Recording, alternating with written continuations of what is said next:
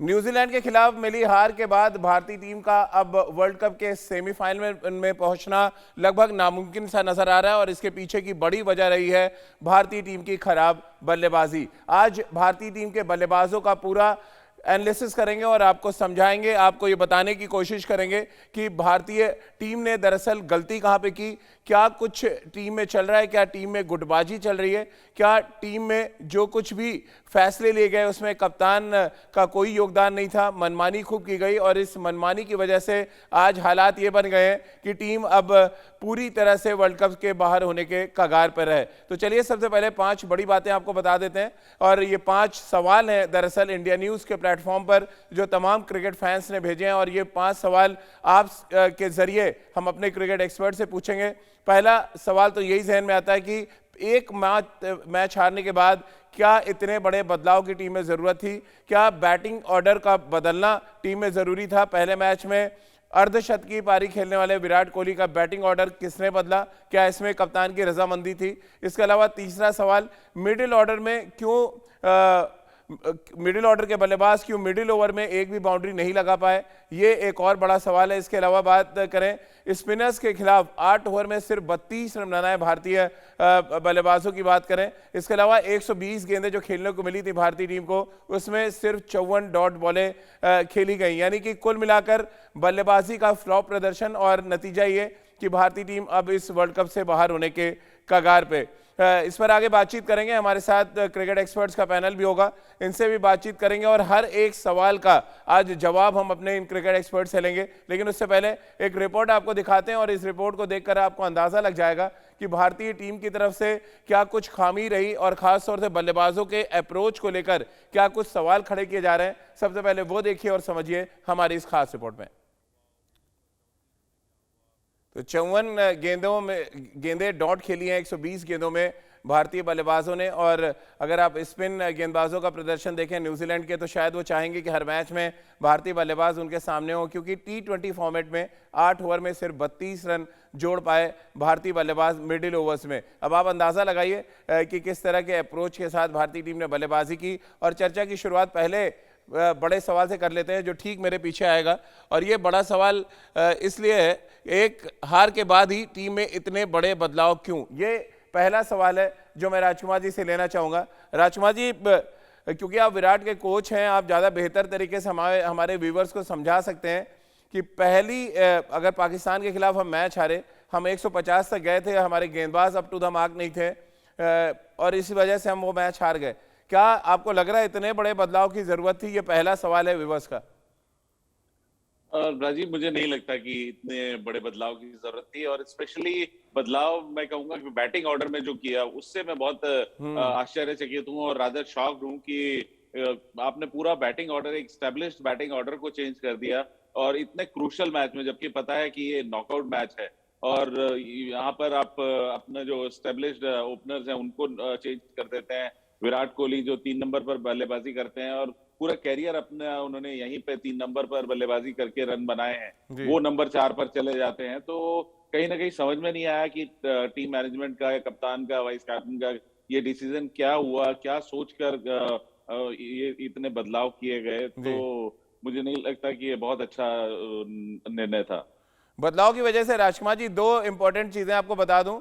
पहली इंपॉर्टेंट चीज ये हुई कि पाकिस्तान के खिलाफ हमने 46 डॉट बॉल खेली थी और न्यूजीलैंड के खिलाफ हमने 54 डॉट बॉल खेली। अब इसी से जुड़ा मेरा दूसरा सवाल है, मैं चाहूंगा एक बार फिर वो दूसरा सवाल हम स्क्रीन पे दिखा दें अपने व्यूवर्स को और उसके बाद फिर हम आपके पास वापस आएंगे। और ये आप देख सकते हैं पाकिस्तान के खिलाफ 46 डॉट बॉलें, 11 चौके लगे थे।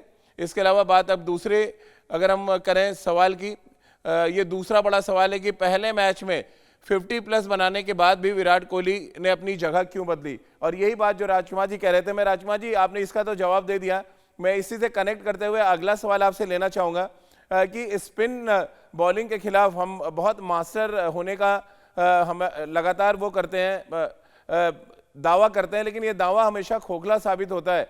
अब विराट का एक तो बैटिंग ऑर्डर, उस पर तो आपने जवाब दे ही दिया, अगर विराट को नीचे ही आना था तो फिर किसी पिंच हिटर को आना चाहिए, रोहित शर्मा क्यों आए नंबर 3 पे?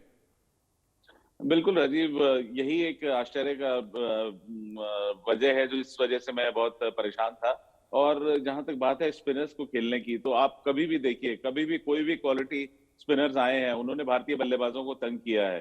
क्योंकि किसी भी बल्लेबाज को आप नहीं देखेंगे कि वो पैर चलाकर खेलता हो, स्टेप आउट करके खेलता हो। सब अपनी जगह से ही खेल रहे हैं और कोई भी अच्छा स्पिन गेंदबाज आपको खड़े होकर बल्लेबाजी नहीं करने देगा। तो कहीं ना कहीं रोहित से आशा थी कि वो अच्छे से टैकल करेंगे, या ऋषभ पंत, क्योंकि उनके लिए दोनों लेग स्पिनर और लेफ्ट आर्म स्पिनर थे।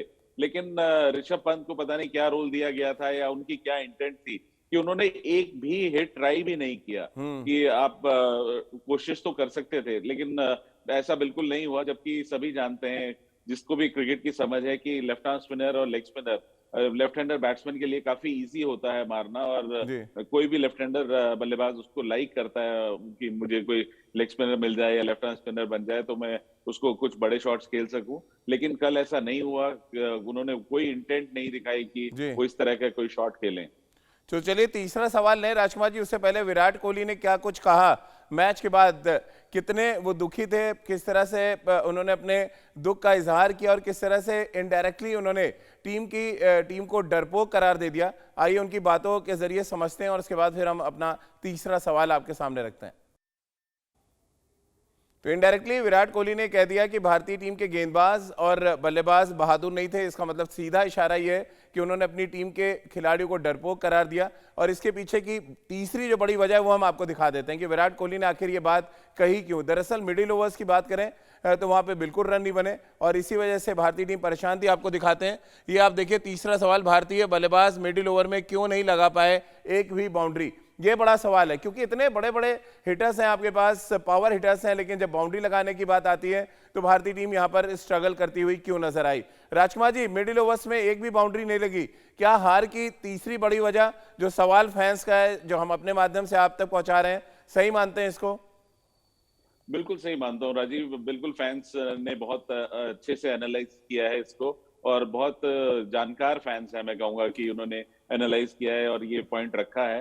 क्योंकि अगर आप 11 ओवर में एक भी बाउंड्री नहीं मारेंगे तो आप T20 क्रिकेट नहीं जीत सकते। दैट टू आप नामीबिया के अगेंस्ट नहीं खेल रहे थे, आप न्यूजीलैंड के खिलाफ खेल रहे थे, जो कि एक शानदार टीम है और आप जानते हैं कि वो आपको हर फॉर्मेट में हराते हुए आ रही है। वनडे क्रिकेट में उन्होंने आपको वर्ल्ड कप से बाहर किया, टेस्ट चैंपियनशिप में उन्होंने आपको हराया, और यहाँ आप अब T20 से भी उन्होंने आपको बहुत बुरी तरह मात दी।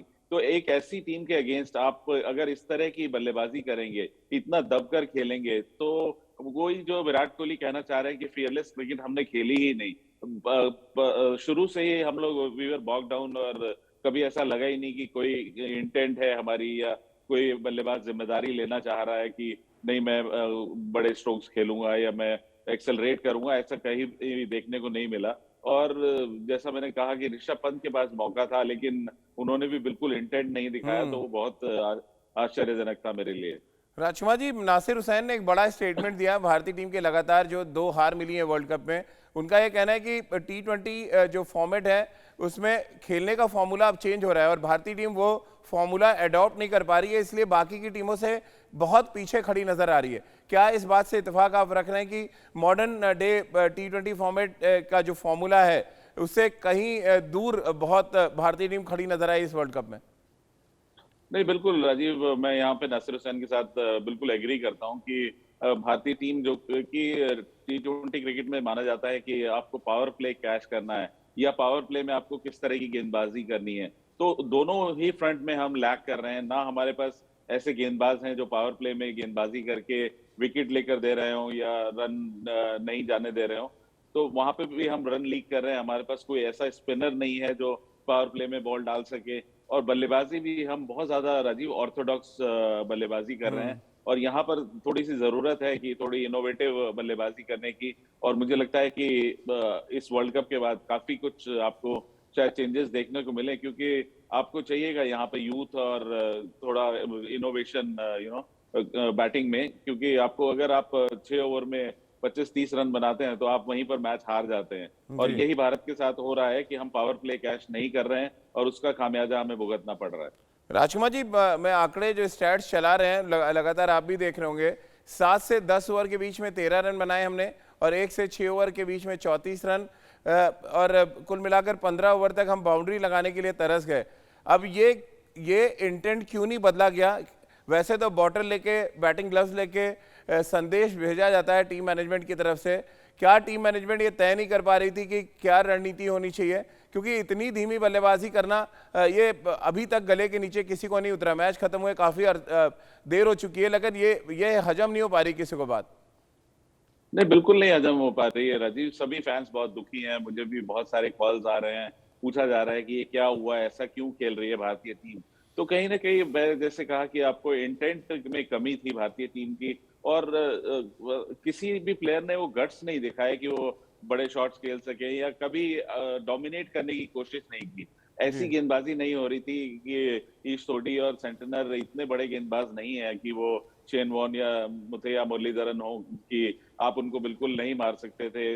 लेकिन आपने कोशिश ही नहीं की कि उनको अटैक किया जाए। अगर आप अटैक करते हैं किसी भी बॉलर को, तो वो अपने लाइन लेंथ में चेंज करता है या कुछ डिफरेंट करने जाता है और वहां पर चूक भी कर सकता है। लेकिन हमने वो कोशिश ही नहीं की कि आप उनको डोमिनेट करें या उनको अटैक करें, और उसी वजह से उन्होंने अपने 4-4 ओवर बहुत सस्ते में निकाल दिए। चलिए राजकुमार जी, चौथा सवाल भी ले लेते हैं, क्योंकि 5 सवाल हैं विराट हार के, 5 बड़े सवाल जो फैंस ने रखे हैं इंडिया न्यूज के माध्यम से। पांचवा बड़ा सवाल जो हम लगातार चर्चा कर रहे हैं कि स्पिनर्स के खिलाफ 8 ओवर में सिर्फ 32 रन, और अगर आप पाकिस्तान के खिलाफ ये प्रदर्शन ऐड कर लें तो बड़ा हैरानी होगी कि हम स्पिन के खिलाफ लगातार स्ट्रगल कर रहे हैं। शादाब और इमाद वसीम के खिलाफ भी हम रन नहीं बना पाए, और ऐसे में अब एक बार फिर ये बहस छिड़ चुकी है कि भारतीय टीम से ये टैग वापस ले लेना चाहिए कि वो स्पिन गेंदबाजी को अच्छा खेलते हैं। ना फुटवर्क है राजकुमार जी, ना आप स्वीप शॉट अप्लाई कर पाते हैं। आज के मॉडर्न डे क्रिकेट में रिवर्स स्वीप, स्विच हिट, तमाम चीजें आ गई हैं, लेकिन हम अपनी ट्रेडिशन यानी कि फुटवर्क पे भी काम नहीं कर रहे हैं। बिल्कुल, मैंने कहा है कि आप कभी भी देखिए राजीव, पिछले 2-3 सालों में देखिए, कभी भी कोई अच्छा स्पिनर आया उसने भारत को हमेशा तंग किया है। इंग्लैंड में जब उनके 2 स्पिनर्स आए थे, ग्राहम स्वैन और मॉन्टी, वो भारत को भारत में हरा कर चले गए थे। ऑस्ट्रेलिया में आप जाते हैं तो आप नेथन लॉयन को नहीं खेल पाते हैं। अब श्रीलंका से हसरंगा आते हैं, वो आपको तंग करते हैं। तो भारतीय बैटिंग, फिर तो राजकुमार जी बैटिंग कोच की जरूरत क्या है? अगर आप खेल भी नहीं पा रहे हैं, 10 साल से वो कमजोरी चली आ रही है, तो फिर सपोर्ट स्टाफ कर क्या है? ना बैटिंग कोच कुछ कर पा रहे हैं, ना हेड कोच कुछ कर पा रहे हैं। जब मतलब ये तो एक्सक्यूज हो गया कि हम नहीं खेल पा रहे हैं। क्यों नहीं खेल पा रहे हैं, ये बड़ा सवाल है। नहीं, ये बिल्कुल आपने सही सवाल उठाया है कि कहीं ना कहीं उन पर भी उंगलियां उठेंगी राजीव। जब टीम हारती है तो कप्तान के ऊपर ब्लेम जाता है और कोच के ऊपर भी ब्लेम जाता है, तो कोच की भी इज्जत इन्वॉल्व होती है, और उनको पूरी कोशिश करनी चाहिए कि वो अपनी टीम को जो भी कमियां हैं उसको सुधारें। और ये कमी ऐसी है जो काफी लंबे समय से चलती आ रही है। आप कभी भी देखिए, अच्छा स्पिनर होता है, भारत को तंग करता है। तो कहीं ना कहीं हमें अपना स्टाइल ऑफ बैटिंग चेंज करना होगा। स्पिन के अगेंस्ट थोड़ा सा अटैकिंग मोड में बल्लेबाजी करनी होगी। आप देखिए मोइन अली को हमने बेस्ट ऑफ स्पिनर बना दिया है वर्ल्ड का। भारत के अगेंस्ट जब भी वो आते हैं और किसी भी बल्लेबाज को हमारे टॉप ऑर्डर में वो 3-4 विकेट लेके चले जाते हैं। तो वो एक इंटेंट भी नहीं है कि आप पॉजिटिव क्रिकेट खेले, या कहीं ना कहीं टेक्निक में कमी है तो वो सुधारने की बहुत ज्यादा जरूरत है। वर्ल्ड कप में लगातार 2 हार, देश में मचा है बवाल, और इसीलिए इंडिया न्यूज के प्लेटफॉर्म पर आज हम पूछ रहे हैं 5 सवाल। ये लगातार 5 सवाल आपके सामने टीवी स्क्रीन पे चल रहे हैं। इस ब्रेक से पहले हमने राजकुमार जी से बात की और इनमें से 4 सवालों के जवाब उनसे जानने की कोशिश की, समझने की कोशिश की कि भारतीय बल्लेबाज आखिर किस सोच के साथ मैदान पर उतर रहे थे। क्यों स्पिनर्स के सामने उनका ना तो पैर चला, ना ही वो स्वीप शॉट खेल पाए। क्यों मिडिल ओवर्स में वो रन नहीं बना पाए, ये भी एक बड़ा सवाल था। इसके अलावा 120 गेंदों में 54 डॉट गेंदें जो भारतीय टीम ने खेली न्यूजीलैंड के खिलाफ, इससे पहले 46 गेंदें पाकिस्तान के खिलाफ डॉट बॉल खेली थी। इसके पीछे की रणनीति क्या है, ये समझने की आज हम कोशिश कर रहे हैं। और इसी वजह से क्रिकेट एक्सपर्ट्स का पैनल लगातार हमारे साथ जुड़ा हुआ है। राजकुमार शर्मा जी और रितेंद्र सोडी हमारे साथ हैं। लगातार हम बल्लेबाजों के खराब सोच, खराब अप्रोच पर बातचीत कर रहे हैं। रितेंद्र, आप क्योंकि थोड़ा लेट जुड़े हैं, उससे पहले हम 4 सवाल पूछ चुके थे राजकुमार जी से, लेकिन चारों सवालों को अगर एक साथ में समअप करके आपसे पहला सवाल लूं कि बल्लेबाजी की सोच खराब थी, अप्रोच खराब था, या एक ऐसी रणनीति बनाई गई जो बल्लेबाजों को बिल्कुल समझ नहीं आई? क्योंकि 54 डॉट गेंदें खेलना, मिडिल ओवर्स में एक भी बाउंड्री ना लगना, ये तो साफ दर्शाता है कि जो रणनीति बनाई गई या तो बल्लेबाजों ने उसको अमली जामा नहीं बनाया, या बल्लेबाजों ने जो रणनीति बनाई गई टीम मैनेजमेंट की उनकी बात नहीं मानी। तो गलती तो दोनों तरफ से नजर आ रही है। जी हाँ रजी, बिल्कुल कंफ्यूजन बहुत ज्यादा थी।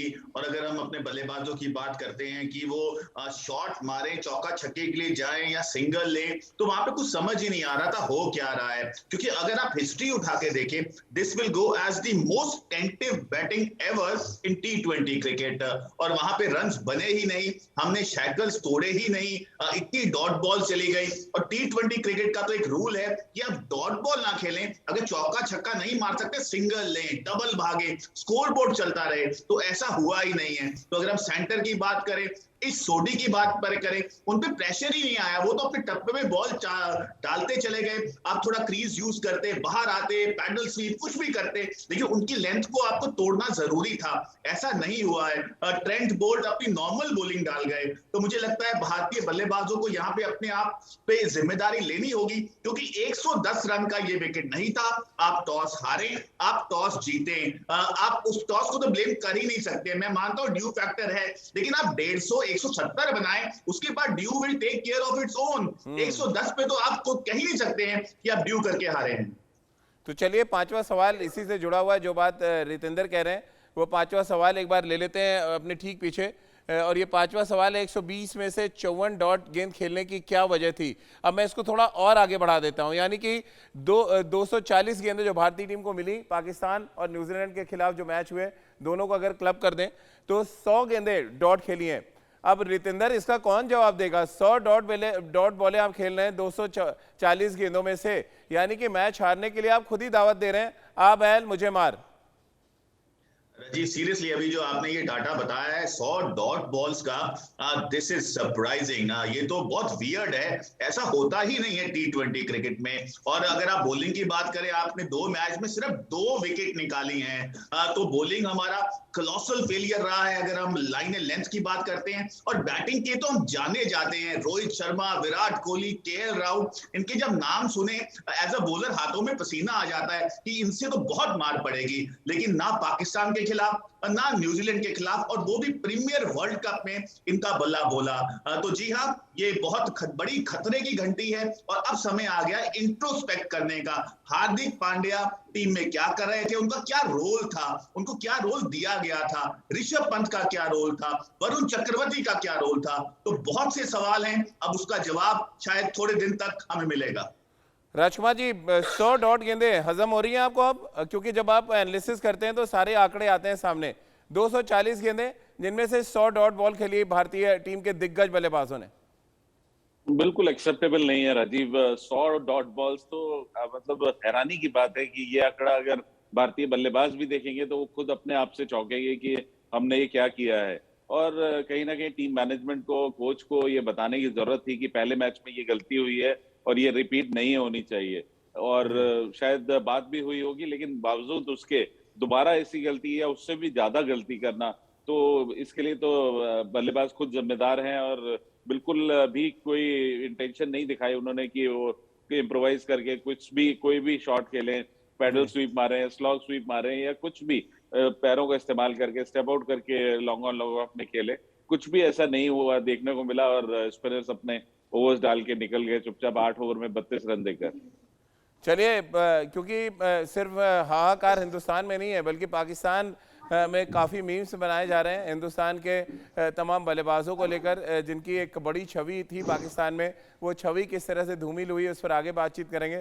पहले आपको सुनवाते हैं जरा, शोएब अख्तर ने, जो पाकिस्तान के दिग्गज तेज गेंदबाज रहे, उन्होंने क्या कुछ कहा भारतीय टीम की हार पर। रितेंद्र, शोएब अख्तर पूछ रहे हैं किस गेम प्लान के साथ उतरी थी भारतीय टीम? आप ही जवाब दें, हमारे पास तो नहीं है। राजीव, आप मुझे पूछ रहे हैं? जी जी, आपसे ही पूछ रहा हूँ। ये सवाल राजीव मेरे लिए है? नहीं, मैं रितेंद्र से पूछा था ये सवाल, राजकुमार जी। जी हाँ राजीव, मैं देखिए अभी शोएब अख्तर ने जैसे बोला ईशान किशन का ओपन करना, तो कल शाम में जब हमने पोस्ट मैच शो किया तो आपने भी सवाल उठाया ईशान किशन पे। लेकिन यहाँ पे मुझे ये नहीं समझ आ रही, किसी को नहीं समझ आ रही है कि ईशान किशन को आप इतने इंपॉर्टेंट मैच में डिसाइडर में, और वो भी रोहित शर्मा की जगह। ठीक है, रोहित शर्मा ने नंबर 3 नंबर 4 आप कहीं भी आए, आपने रन्स बनाने, अपनी टीम को जिताना है, लेकिन जो पोजीशन जब बदली जाती है राजीव, फर्क तो पड़ता है। प्रतिद्वंदी अगर आप टीम सऊदी की बात करें, ट्रेंट बोल्ट की बात करें, जब उन्होंने देखा होगा ईशान किशन आ गए, शायद उनको एकदम लगा होगा रोहित नहीं है तो ये तो अच्छी बात है, अब ईशान किशन 2-3 ओवर निकाल देंगे, थोड़ा सीम करवाएंगे, इसको आउट करने का मौका है, तो आपने प्रतिद्वंदी को कहीं ना कहीं मौका दिया। ठीक है, मैं मानता हूं आपकी इंटेंशन थी कि शैकल्स तोड़े जाए, पहले 6 ओवर में रन्स आएंगे, बट अगर ये बैकफायर होता तो क्या होता, और कल ये बैकफायर हुआ, बड़ा डिसीजन बैकफायर हुआ, तो यहाँ पे एक बड़ा चांस लेना इसकी जरूरत नहीं थी। आप रोहित के साथ जाते, केएल राहुल के साथ जाते, विराट कोहली नंबर 3 आते, बट ऐसा नहीं हुआ है, तो प्लानिंग पे तो बहुत सवाल उठेंगे। चलिए, शोएब अख्तर ने एक और बड़ी बात कही, वो और सुनवा देते हैं, उसके बाद राजकुमार जी का एक और रिएक्शन लेते हैं। जरा सुनिए शोएब अख्तर ने किस तरह से भारतीय टीम की रणनीति का एनालिसिस किया है। राजकुमार जी, अब शोएब अख्तर बता रहे हैं कि उनको भी समझ नहीं आ रहा था कि क्या कुछ करना चाह रही भारतीय टीम, कुछ वैसे ही हालात पाकिस्तान में जैसे हम लोग सोच रहे हैं कि भारतीय टीम क्या करना चाह रही थी। बिल्कुल राजीव, ठीक ही कह रहे हैं शोएब भी कि कुछ समझ में ही नहीं आया कि क्या गलती हुई, और कल से हम यही डिस्कस कर रहे हैं, कल शाम से, कि ऐसा क्यों हुआ, ऐसा किसका निर्देश पे हुआ, या किसका माइंड था, ये मेंटर साहब का था, या कोच साहब का था, या कप्तान का था, या सबका कलेक्टिव था। तो ये बड़ी एक अजीब सी बात हुई है। ये कल जो ये स्ट्रेटेजी बनी, ये कहीं ना कहीं बहुत बुरी तरह बैकफायर हुई है, और शायद अब जरूरत है इस तरह के एक्सपेरिमेंट नहीं करने की भारतीय टीम को। राजकुमार जी, लोगों के जहन में एक और बड़ा सवाल है, मेरे पास ट्विटर पे काफी सवाल है कि विराट कोहली आखिर प्रेस कॉन्फ्रेंस में क्यों नहीं आए, क्यों वो लोगों के सवालों से बचते हुए नजर आए, क्या रीजन था कि वो प्रेस कॉन्फ्रेंस में कल नहीं आए, जसप्रीत बुमराह को भेज दिया गया। देखिए, फ्रस्ट्रेटेड होते हैं कप्तान। देखिए राजीव, फैंस को बहुत दुख होता है, सब माना जाता है कि फैंस बहुत कंसर्न होते हैं, लेकिन सबसे ज्यादा अगर आप देखें तो सबसे ज्यादा दुख प्लेयर्स को होता है मैच हारने का, कोई भी मैच हारने का। और विराट कोहली जिस तरह के शख्सियत है उनकी, जिस तरह उनका नेचर है, बहुत एग्रेसिव नेचर है, और हार उन्हें जल्दी से बर्दाश्त नहीं होती। ऐसा नहीं कि वो उसको एक्सेप्ट नहीं करते, लेकिन हाँ, वो कहीं ना कहीं काफी दुखी रहे होंगे, तभी उन्होंने इतना बड़ा निर्णय लिया कि वो प्रेस कॉन्फ्रेंस में नहीं जा रहे हैं, क्योंकि वो अपना कूल नहीं खोना चाह रहे थे। लेकिन राजकुमार जी, सवाल ये भी है ना कि फिर बुमराह क्यों, हेड कोच रवि शास्त्री क्यों नहीं, मेंटोर महेंद्र सिंह धोनी क्यों नहीं, वाइस कप्तान रोहित शर्मा क्यों नहीं, जसप्रीत बुमराह को बलि का बकरा बनाना, सवालों के कटघरे में खड़े करना, ये कहां तक ठीक मानते हैं आप। अरे सही बात है, किसी को तो बड़े को जिम्मेदारी लेनी चाहिए थी, लेकिन अब उनको ऑर्डर दिया गया होगा कि आप चाहिए, तो वो तो बेचारे क्या बोल सकते हैं। और अब वही है, बहुत सारी चीजें हैं, हर आदमी ऐसी सिचुएशन से बचना चाहता है, भले ही वो कोच हो या बैटिंग कोच हो, बॉलिंग कोच हो या मेंटर हो। तो ऐसी सिचुएशन से तो हर आदमी अवॉइड ही करना चाहता है, क्योंकि सबको पता है कि बहुत तीखे सवाल आएंगे और उनका जवाब देना आसान नहीं होगा। जी रितेंद्र, कुछ कहना चाह रहे हैं आप। जी राजीव, मैं सिर्फ ऐड ऑन करना चाहूंगा, बिल्कुल विराट कोहली को आना चाहिए था, या टीम मैनेजमेंट से किसी को आना चाहिए था, वो नहीं आए हैं, क्योंकि यहाँ पे आपको सवालों के जवाब तो देने होंगे। आपसे इतनी एक्सपेक्टेशंस थी, आप फेवरेट थे, आप आंख बंद करें वर्ल्ड कप से पहले तो जहन में एक ही टीम आती थी कि भारत वर्ल्ड कप जीतेगा। और आपकी अडेप्टेबिलिटी की हम बात करें, अगर आप कंडीशंस के साथ हम बात करें, आप यूज्ड टू हैं या नहीं, आप 1-1.5 महीने से पूरी टीम आईपीएल खेल रही थी उन्हीं ग्राउंड्स में जहां पे वर्ल्ड कप के मैच घटे हैं, और वहां पे आपने 150 और 110 रन बनाए हैं, और सिर्फ 2 विकेटें ली हैं 2 मैचेस पे, 2 बड़े मैच आप हार गए हैं। आप उस कगार पे खड़े हैं जहां पे शायद अब आप आगे नहीं जाएंगे। तो ये सब सवालों का जवाब देना बहुत जरूरी है। आप आते हैं, मैं मानता हूं अच्छा हो रहा है, सब हो रहा है, आप जरूर जवाब दें और अच्छाई की बात करें। आपको मीडिया सर पे रखता है, आंखों पे रखता है, इतनी तारीफ होती है, लेकिन जब ऐसी क्रिकेट खेली जाए तो आप जवाबदेही हैं। दुनिया जानना चाहती है कि ईशान किशन क्यों आए, ऐसी टेंटेटिव बैटिंग क्यों हुई। तो अगर आप सवालों के से बचेंगे तो शायद आप इंप्रूव नहीं करेंगे। तो मुझे लगता है बहुत जरूरी था विराट का खुद आना और जवाब देना पूरे जिगर के साथ, क्योंकि मैच आप हार सकते हैं, खराब दिन होते हैं, लेकिन जवाब देना बहुत जरूरी है। रितेंद्र, विराट कोहली क्यों, हेड कोच रवि शास्त्री क्यों नहीं, मैं आपसे जानना चाहता हूं, मेंटोर महेंद्र सिंह धोनी क्यों नहीं। चलिए, विराट अगर अपसेट भी हैं तो हेड कोच की जिम्मेदारी नहीं है वो आके सवालों के जवाब दें। जब तारीफ होती है तो रवि शास्त्री सामने आते हैं, जब टीम हारती है तो क्यों नहीं सामने आते वो। मुझे अच्छी तरह याद है दक्षिण अफ्रीका में जब टेस्ट मैच हार रहे थे तो उनको जब मीडिया ने सवाल किया तो बहुत बुरा लगा। फिर जब वो टेस्ट वनडे सीरीज जीतने लगे और मीडिया ने जाके पूछा सवाल तो वो डिक्शनरी की बात करने लगे कि आप अपनी डिक्शनरी चेक करें। तो क्या हार के बाद डिक्शनरी खत्म हो जाती है हेड कोच रवि शास्त्री के पास, मेंटोर के पास या वाइस कैप्टन के पास? आप बली का बकरा बना देंगे जसप्रीत बुमराह जैसे यंगस्टर को? जी हाँ राजीव, मैं आपसे बिल्कुल एग्री करता हूँ। आपको जवाब तो देना ही चाहिए और रवि शास्त्री को खुद आना चाहिए, क्योंकि अगर आप बात करते हैं प्लानिंग की, तो प्लानिंग की जिम्मेदारी कौन लेता है? हेड कोच और कप्तान। और अगर प्लानिंग कारगर नहीं साबित होती है, बैकफायर होती है, वो क्यों हुई है, तो ये लोग जानना चाहते हैं। I think winning and losing is part of the game. हो सकता है आने वाले समय में भारतीय टीम बहुत अच्छा करे, अपनी गलतियों से उबरे, लेकिन ये वर्ल्ड कप अब दोबारा बहुत साल नहीं आने वाला। हम वर्ल्ड कप से बहुत दूर हो चुके हैं, तो यहाँ पे जवाबदेही बिल्कुल बनती है, मैं मानता हूँ राजीव। और घर का जो मालिक होता है, मुझे लगता है सवाल घर के मालिक से पूछे जाते हैं। अगर बुमराह आ रहे हैं या ईशान किशन आ रहे हैं, दैट इज नॉट जस्टिफाइड। बिल्कुल। और जो इंग्लिश में कहावत है कि so many cook spoil the broth, ये कहावत क्या राजकुमार जी सही साबित होती नजर आई जिस तरह का प्रदर्शन भारतीय टीम ने वर्ल्ड कप में किया? देखिए, एक स्टेबल टीम थी और साथ में महेंद्र सिंह धोनी जुड़े हैं इसमें राजीव, तो वो भी काफी लंबे समय से पार्ट ही थे इस टीम का। तो अब कहाँ पर गलती हुई है, किसने ज्यादा डोमिनेट किया या क्या सोच रही, जब बैकफायर होती है चीजें, जब टीम हारती है तो ये नहीं, मुझे क्वेश्चन आपसे उठते ही जानना है, हैं। विराट कोहली की कप्तानी की खबर तो लीक हो जाती है कि इस्तीफा दे रहे हैं, ये खबरें क्यों नहीं लीक होती हैं कि टीम में कौन डोमिनेट कर रहा है, कौन टीम में ज्यादा रणनीति बना रही है? ये भी खबर तो आनी चाहिए लीक होके, वो क्यों नहीं आती खबर लीक होके? अब ये तो ड्रेसिंग रूम की बात बाहर नहीं आती है, अक्सर ऐसा देखा जाता है और अच्छी बात भी है कि ये बाहर नहीं आनी चाहिए। और गलती देखिए किसी से भी होती है, और मैंने कहा ना कि जब टीम हारती है तो इस तरह के सवाल तो उठते हैं और उठेंगे भी। रितेंद्र, आप किस तरह से देख रहे हैं? ये तो ऐसा लग रहा था कि अगर वर्ल्ड कप जीत जाते तो कई लोग क्रेडिट लेने के लिए तैयार थे। महेंद्र सिंह धोनी मेंटोर बन गए इसलिए हम वर्ल्ड कप जीत गए, रवि शास्त्री हेड कोच थे इसलिए हम जीत गए, विराट कोहली कप्तान थे इसलिए हम जीत गए। लेकिन अब हार गए तो सारी जिम्मेदारी हार का ठीकरा सिर्फ और सिर्फ विराट कोहली पे फोड़ा जा रहा है, ये कहाँ तक ठीक है?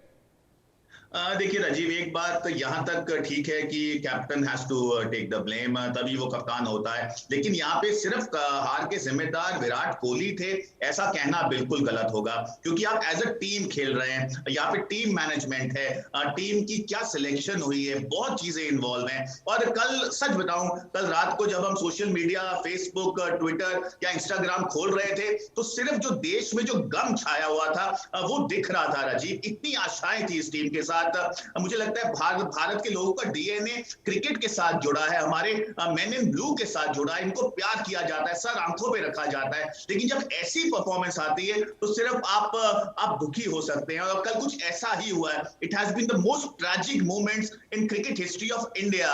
तो जी हाँ, मुझे ऐसा लग रहा है अब जवाब तो हम विराट कोहली से मांगेंगे, हमारा हक बनता है। As a cricket public, as a lover of the game, Virat Kohli को सब बहुत प्यार करते हैं और करना भी चाहिए। लेकिन ये हार, इतनी बड़ी हार, इतने बड़े पेडेस्टल पे क्यों आई है? I think this has to be answered. चलिए तो एक बार पॉइंट शैली पर नजर डाल लेते हैं, क्योंकि लगातार 2 मैच हार चुके हैं। अब संभावनाएं बहुत कम है भारतीय टीम के पास सेमीफाइनल में पहुंचने की। लेकिन क्रिकेट में हमेशा कहते हैं कि कुछ कभी भी आप प्रेडिक्ट नहीं कर सकते, तो क्यों ना एक नज़र डालें पॉइंट शैली पर, समझने की कोशिश करें कि क्या कुछ हो सकता है। अगर आप देखेंगे पॉइंट शैली यहाँ पर, ये आप देखें यहाँ पे पॉइंट शैली, मैं आपको समझाने की कोशिश करता हूँ। पाकिस्तान 3 मैच तीनों जीता हुआ है, अफगानिस्तान ने 2 मैच जीते हैं, न्यूजीलैंड ने 1 मैच जीता है, नामीबिया भी हमसे ऊपर है 1 मैच जीतने के साथ ही। और भारतीय टीम की बात करें तो वो 2 के दोनों मैच हार के पॉइंट शैली में बहुत नीचे हैं। अब ऐसे में अगर आप देखें क्या कुछ समीकरण बन सकता है, इसमें समीकरण पहला तो ये है कि अफगानिस्तान न्यूजीलैंड को हरा दे बड़े मार्जिन से, और उसके बाद भारतीय टीम कम से कम 50+ के मार्जिन से अफगानिस्तान को हराए, तब जाके थोड़ी सी संभावनाएं यहाँ पर बनेंगी भारतीय टीम के लिए। अब हम अपने क्रिकेट एक्सपर्ट्स के पास एक बार फिर चलते हैं। राजकुमार जी, पॉइंट शैली पे नज़र डालें तो एक बात तो साफ नज़र आ रही है कि जो हालात हैं वो नामीबिया से भी बदतर हैं इस समय वर्ल्ड कप में भारतीय टीम के लिए। नहीं राजीव, मुझे अभी भी आशा है कि भारत अभी भी कैपेबल है बाउंस बैक करने का, और बहुत खराब क्रिकेट खेली है तो कहीं ना कहीं प्लेयर्स भी रियलाइज करते हैं कि हमसे गलतियां हुई हैं। और भारतीय टीम, मेरा मानना है कि भारतीय टीम में मादा है कि वो वापसी कर सकते हैं। लेकिन हाँ, अब ये जरूर है कि वो डिपेंडेंट हो गए हैं अफगानिस्तान के ऊपर कि वो न्यूजीलैंड को हरा दे। अगर न्यूजीलैंड को वो हरा देती है तो भारत के अभी भी चांसेस हैं, और मुझे पूरी उम्मीद है कि आने वाले मैचेस में अच्छी क्रिकेट देखने को मिलेंगी भारत की तरफ से। देखिए रितेंद्र, राजकुमार जी की आशा पे थोड़ा पानी फिरता है, इसलिए नजर आ रहा है कि जब बाजी आपके हाथ में थी, यानी आप कंट्रोल कर सकते थे वर्ल्ड कप के सेमीफाइनल तक का रास्ता, तो आपने हाथ से जाने दिया। अब जो बाजी जो है वो अफगानिस्तान के हाथ में जा चुकी है, जहां पर आपको उनको हराना भी है और साथ में इंतजार करना है कि वो न्यूजीलैंड को हरा दें। ये एक अजीब सा समीकरण है, एक अजीब सा इंतजार है जो आपको करना पड़ेगा।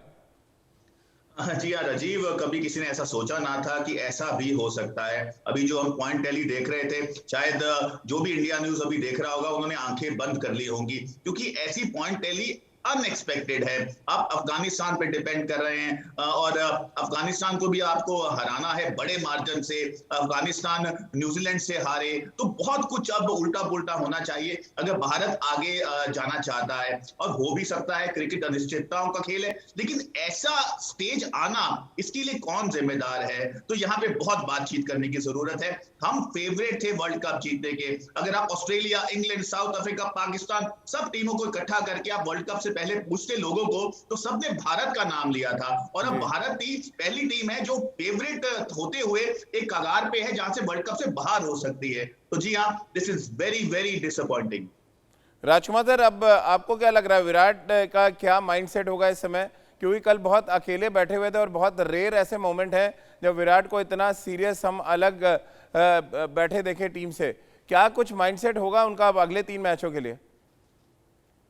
राजीव देखिए, बहुत ही एग्रेसिव क्रिकेट खेलनी होगी भारत को। अभी तक जो हुआ है सो हुआ है, और उन्होंने जरूर अपने प्लेयर्स से बात भी की होगी। एक टीम मीटिंग में कुछ लाउडली बोला भी होगा कि ये क्या हुआ है, हमारे से क्या गलतियां हुई हैं और ये रिपीट नहीं होनी चाहिए, और वो एक्सेप्टेबल भी नहीं है ये चीजें। तो कहीं ना कहीं अब प्रदर्शन बेहतर आपको दिखेगा। और विराट, जैसा मैंने कहा कि काफी ज्यादा इमोशनली इन्वॉल्व होते हैं हर मैच में। आप देखिए हर विकेट पे वो किस तरह इन्वॉल्व होते हैं। तो काफी दुखी है वो कि ऐसा हुआ है, और कोई भी कप्तान चाहता है कि जब वो कप्तानी छोड़ रहा हो तो एक हाई पर छोड़े, लेकिन अगर ऐसा नहीं होता तो उसको बहुत दुख होगा।